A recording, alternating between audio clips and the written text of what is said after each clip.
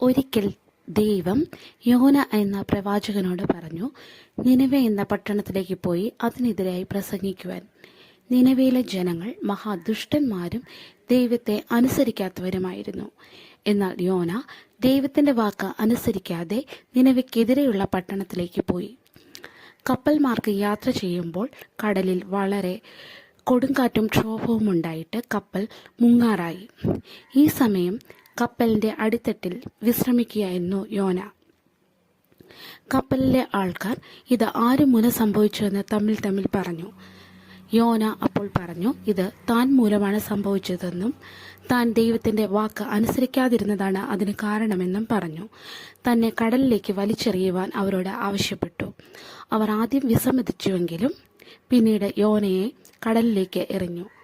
അവിടെ ഒരു വലിയ മത്സ്യം യോനയെ വിഴുങ്ങി.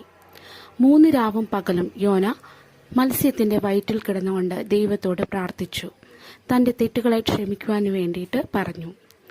ദൈവം യോനയോട് അനുതപിച്ചു, അവന്റെ തെറ്റുകളെ ക്ഷമിച്ചു. മത്സ്യം യോനയെ കരയിലേക്ക് ഛർദ്ദിച്ചു.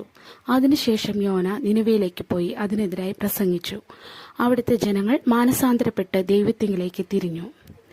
അതുമൂലം ദൈവം ആ ജനത്തിന് വരുത്തുവാനിരുന്ന അനർത്ഥത്തിൽ നിന്ന് അവരെ വിടുവിച്ചു.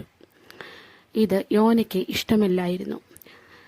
അപ്പോൾ ദൈവം യോനയോട് പറഞ്ഞു, തെറ്റുകളെ അവർ തിരിച്ചറിഞ്ഞ് മനസ്താപപ്പെട്ടതുകൊണ്ടാണ് അവർക്ക് വരുത്തുവാനിരുന്ന അനർത്ഥത്തിൽ നിന്ന് അവരെ വിടുവിച്ചതെന്ന് പറഞ്ഞു.